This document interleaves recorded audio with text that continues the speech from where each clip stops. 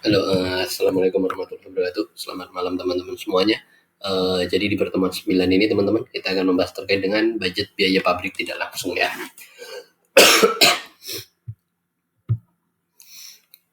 Jadi kalau pengertiannya budget biaya pabrik tidak langsung ialah budget yang merencanakan secara lebih terperinci tentang beban biaya pabrik tidak langsung selama periode yang akan datang. Sedangkan kemudian di sini adalah apa yang dimaksud dengan biaya pabrik tidak langsung gitu ya.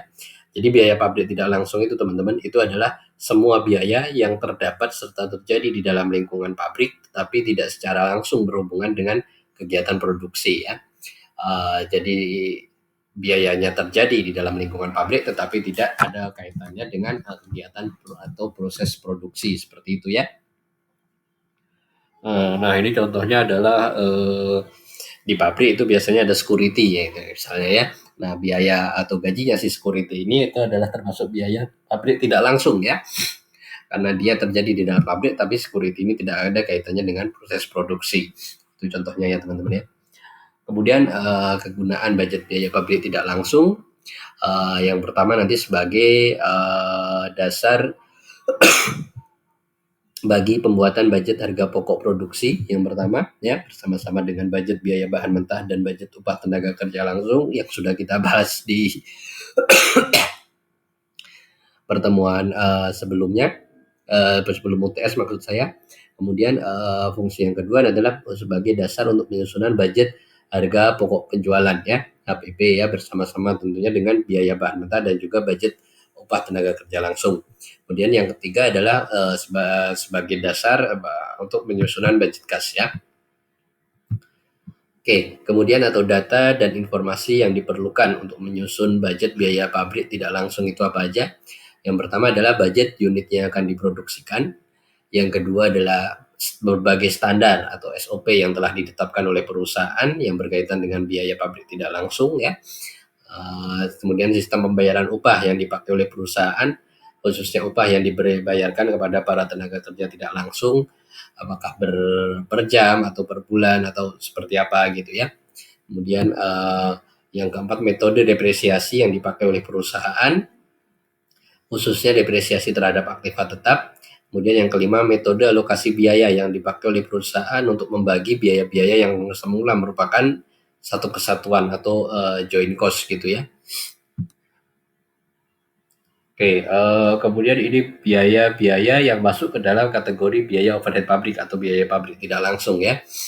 Yang pertama adalah biaya bahan mentah tidak langsung ya atau bahan penolong ya. Ini istilah misalnya lem-lemnya atau bukan bahan utamanya ya, bukan bahan pokoknya ya, hanya bahan penolongnya ya. Jika dia suatu pabrik itu pasti butuh beberapa bahan penolong. Yang kedua adalah biaya tenaga kerja tidak langsung ya, termasuk gajinya. Kemudian yang ketiga biaya reparasi dan pemeliharaan mesin ya, masuk di dalam biaya overhead pabrik ini.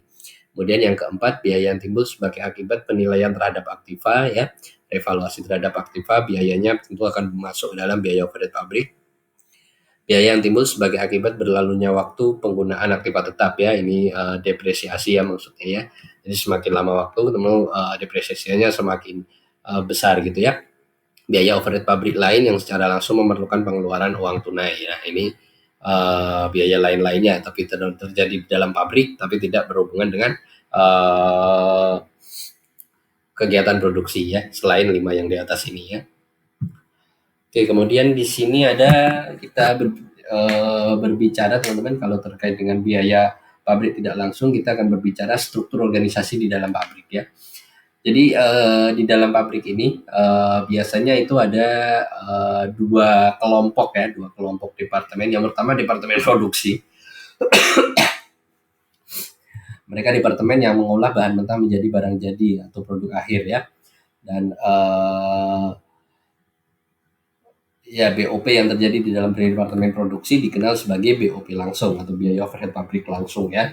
Karena dia kan langsung masuk ke dalam barang.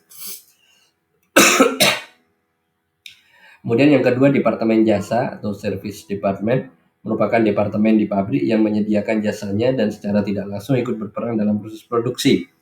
Ya, contohnya di sini biasanya ada departemen administrasi ya, adminnya, kemudian ada departemen bengkelnya ya, untuk mau khusus untuk memperbaiki kalau ada mesin-mesin yang rusak ya. Nah, biaya yang terjadi di dalam departemen ini, sebagian dari jasanya akan digunakan sendiri. Dengan demikian BOP yang terjadi di dalam departemen jasa ini dikenal dengan BOP tidak langsung ya.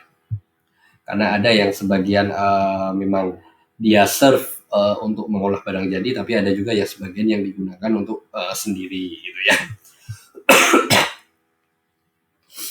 Nah, kemudian biaya penentuan tarif biaya overhead pabrik dilaksanakan melalui 3 tahap. Yang pertama adalah menyusun anggaran BOP, ya, di mana ada kapasitas praktis. Ini adalah kapasitas yang uh, dalam praktek seharusnya seperti apa. Kapasitas normal ini adalah kapasitas jika tidak ada istirahat dan sebagainya gitu ya. Jadi kapasitas mesin ya, kapasitas sesungguhnya yang diharapkan ini kapasitas realisasi ya yang terjadi. Kemudian dasar pembebanan BOP bisa berdasarkan satuan produk, bisa berdasarkan biaya bahan mentah, bisa berdasarkan biaya tenaga kerja langsung, jam tenaga kerja langsung atau jam mesin ya. Kemudian yang ketiga adalah menghitung tarif BOP. Nah, pembebanan biaya-biaya Departemen Pembantu ya. Sebagaimana telah diutarakan di muka, Departemen Pembantu berfungsi membantu kelancaran jalannya kegiatan produksi yang dilakukan oleh Departemen Produksi.